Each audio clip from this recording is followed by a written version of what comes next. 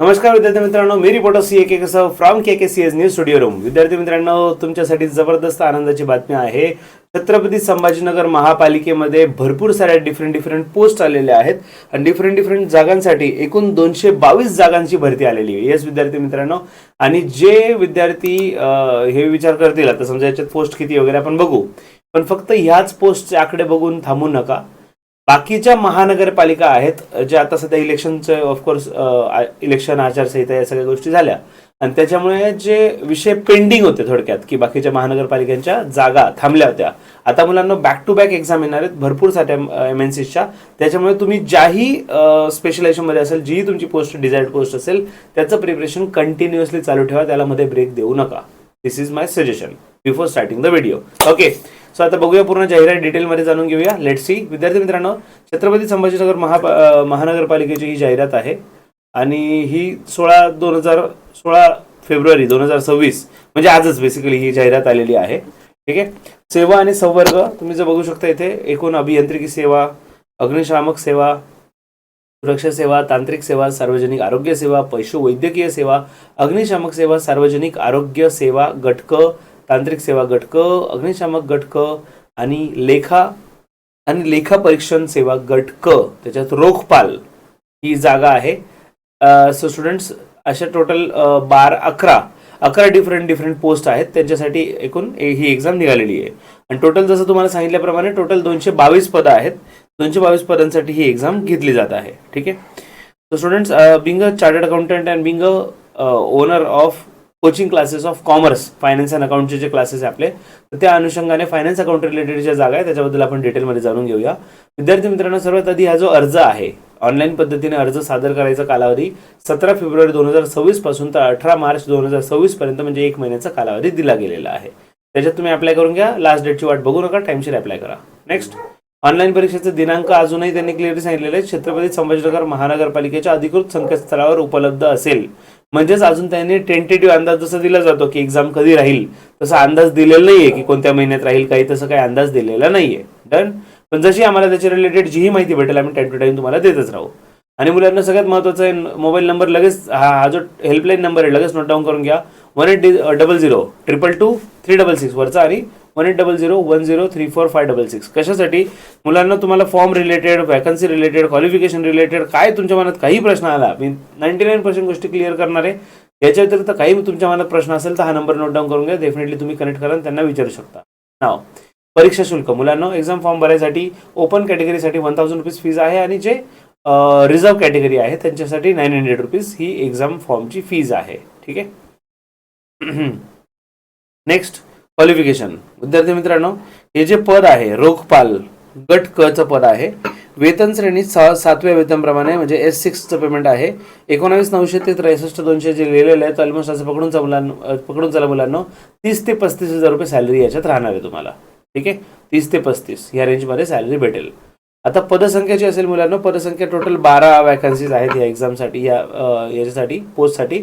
पण मी पुन्हा तेच सांगेल, 12 वॅकन्सी कमी वाटत असतील पण एकच महानगरपालिका नाही आहे महाराष्ट्रामध्ये. एवढ्या महानगरपालिकांच्या एक्झाम जर निघणार असतील तर त्याच्यामुळे तुम्ही तुमचं स्टडी कन्सिस्टंटली चालू द्या.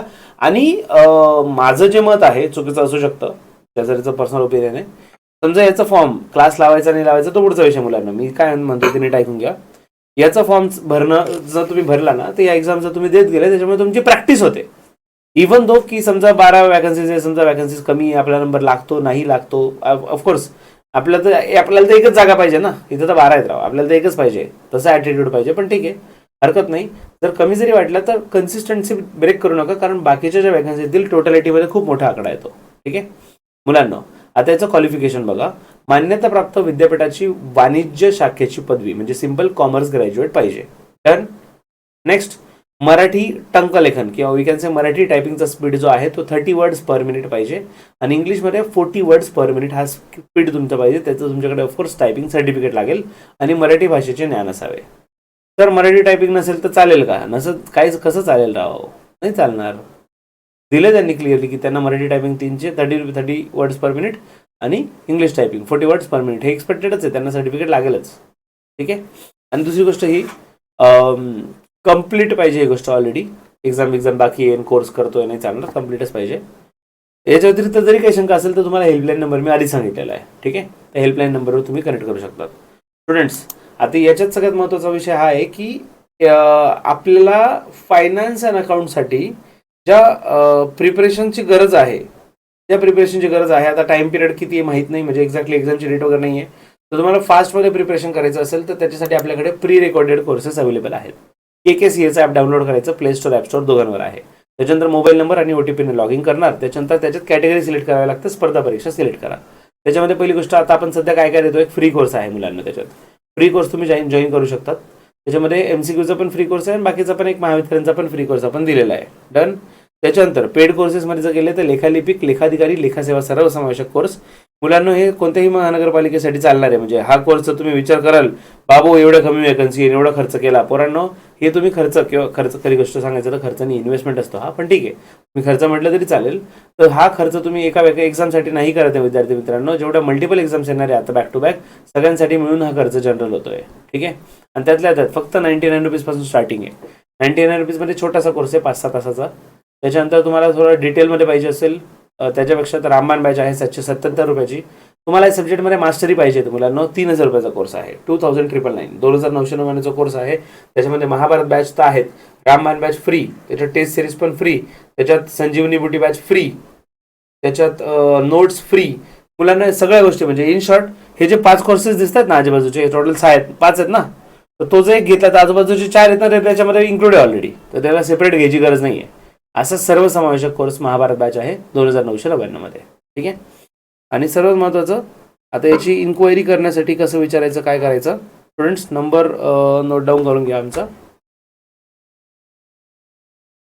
7972582810 7972582810. आणि दुसरा पण अजून एक नंबर नोट डाऊन करून घ्या स्टुडंट्स इन्क्वायरीसाठी, 9145669922. नंबर नोट डाऊन करून घ्या, 9145669922. ते हेल्पलाईन नंबर KKCAची हेल्पलाईन नंबर आहे. ते याच्यावर कनेक्ट करू शकता. तुमच्या मनात जे प्रश्न असतील एक्झाम बॅच रिलेटेड, डेफिनेटली तुम्हाला गाईड केलं जाईल, प्रॉपर गायडन्स दिलं जाईल. जे आहे ते प्रत्येकाला फुल कोर्सबद्दल नाही सांगितलं जाणार, जे रिक्वायर्ड आहे तेच सांगितलं जाईल. ठीक आहे. हे झालं क्वालिफिकेशनबद्दल. Next is age limit. Age limit काय राहणार विद्यार्थ्यांना, याच्यात क्लिअरली मेन्शन केलेलं आहे. डेट जी आहे हे 31 जानेवारी 2026 नुसार बघायचं आहे. जरी जाहिरात आज आली, आजची तारीख नाही, 31 जानेवारी 2026 मंथ एंडच्या हिशोबाने त्यांनी ते केलं की 15 दिवस आधीची तारीख पकडली आहे. मुलांना मिनिमम एज पाहिजे 18 आणि मॅक्सिमम 38. आणि जर रिझर्व कॅटेगरीचे असतील, रिझर्व कॅटेगरीमध्ये तर एज रिलॅक्सेशन 5 इयर्सने दिलेलं आहे, तर 43 एज लागेल. ठीक आहे. आणि दिव्यांग, भूकंपग्रस्त, प्रकल्पग्रस्त वगैरे यांच्यासाठी जर बॅकवर्ड क्लासचे असतील तर ते 45चा एज लिमिट होतं. ठीक आहे ना. बॅकवर्ड क्लास असो किंवा ओपन कॅटेगरी, पण जर ते हँडिकॅप्ट आहे, स्पेशली एबल्ड आहेत, सॉरी PWD, त्याच्यानंतर भूकंपग्रस्त, प्रकल्पग्रस्त आणि स्वातंत्र्य सैनिक वगैरे असतील तर त्याला एज लिमिट 45चा दिलेलं आहे. ठीक आहे. तर हे एज क्रायटेरिया पण प्रॉपरली लक्षात ठेवा. नेक्स्ट, पासिंग क्रायटेरिया, महत्त्वाचा विषय. जाहिरातीमध्ये नमूद पत्रास आवश्यक असलेली अर्हता अथवा अनुभव शिथिल केला जाणार नाही. जर कोणाला काय वाटलं हे कमी केलं पाहिजे, ते सर्टिफिकेट नाही पाहिजे, MSCIT चालेल का, हे नको होतं ते नको होतं, मुलांना ते चॉईस करायसाठी आपण दुकानात नाही गेलोय खरेदी करायला, हे नको होतं ते नको होतं. जे फॉर्मॅट आहे तुमच्यासमोर आहे. ठीक आहे. या गोष्टी लागणारच आहेत. आणि उमेदवारांची निवड निव्वळ गुणवत्तेच्या आधारे केली जाईल, म्हणजे इंटरव्ह्यू वगैरे काही प्रकार नाही आहे. ही एक्झाम फायनल आहे. गुणवत्ता यादीत अंतर्भाव करण्यासाठी खुल्या प्रवर्गातील उमेदवाराने एकूण गुणांच्या किमान 50% व मागासवर्गीय प्रवर्गातील उमेदवाराने एकूण गुणांच्या किमान 45% गुण प्राप्त करणे आवश्यक आहे. म्हणजेच सांगायचा अर्थ असा की जर तुम्हाला पासिंग क्रायटेरिया, सिलेक्शन तर सिलेक्शनसाठी ते लिस्टमध्ये तुम्ही त्या टॉप तेवढ्या लिस्टमध्ये आले पाहिजे, तो विषय वेगळा आहे.